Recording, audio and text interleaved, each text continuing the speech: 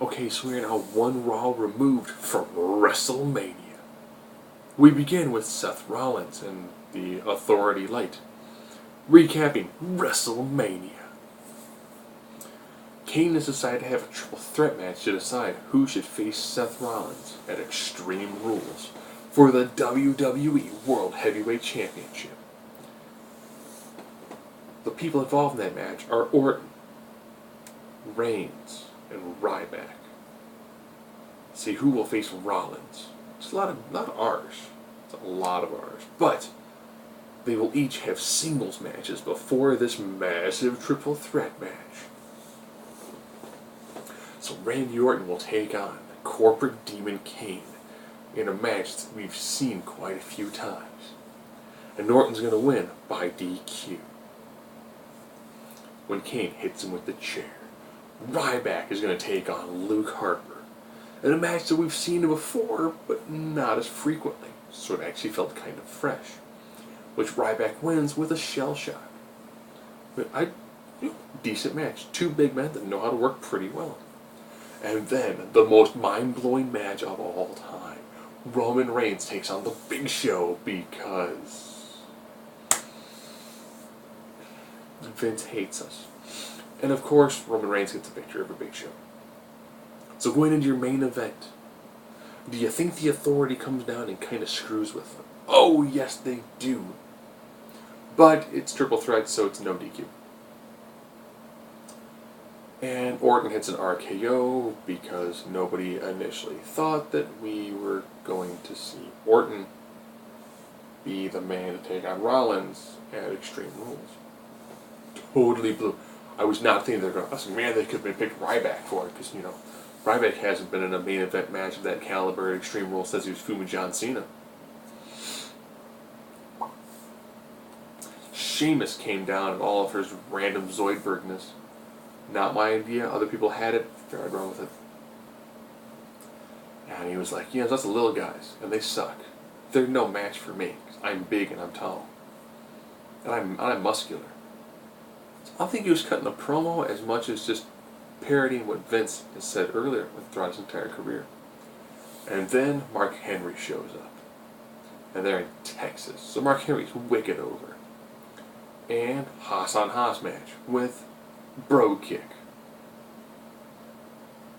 Because Sheamus is white hot. That has to defeat Mark Henry. New Day is in the back with Renee. It always seems kind of freaky when you got three well-built black guys and a little blonde white girl with a camera on them. Just saying. They talk about the New Day sucks thing, and they say, if we ain't clapping, we snapping. The bright spot is that it actually does seem like Xavier Woods is getting pissed. They might become a heel faction. They take on the Lucha Dragons, who are wicked over. Kofi does an illegal shot to Kalisto. This time Kofi was Xavier Woods. He was the guy clapping on the outside. New Day sucks! Xavier Woods. Kind of pissed. I'm like, turn.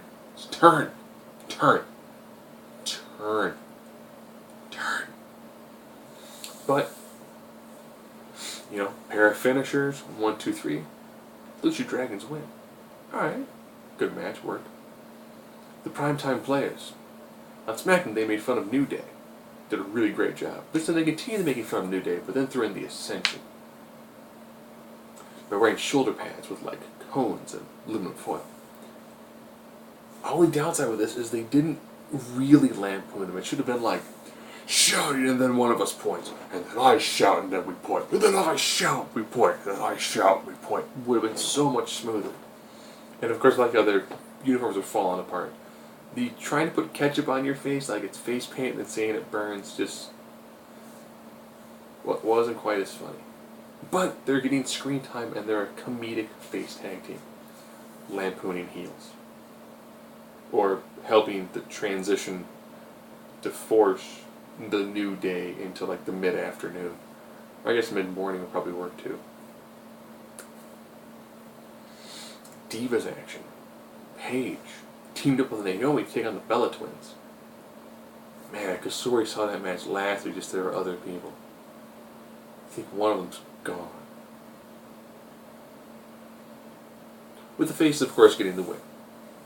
Naomi used both the rear view and what I'm hoping is her new finisher, because I don't like the rear view as a finisher.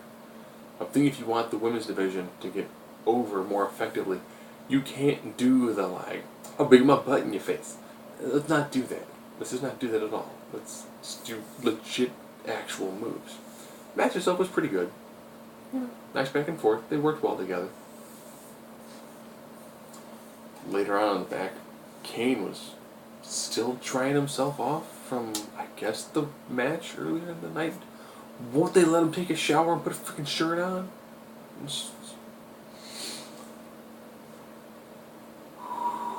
The dark side, if you give Divas a chance. Summer Rae, Alicia Fox, and Cameron were there talking about how they all deserve a shot. At least Natalya was there too. In new heel Natalya, this means spiked bra and like low cut shirt. So next week there'll be a battle royal to decide who the #1 contender is for the Divas belt. Because that way all of them get a paycheck, and we get to pretty much trim the fat right off the bat when we get to the actual match itself. Miz took on Mizdow in what I'm hoping is not the blow-off match for their feud.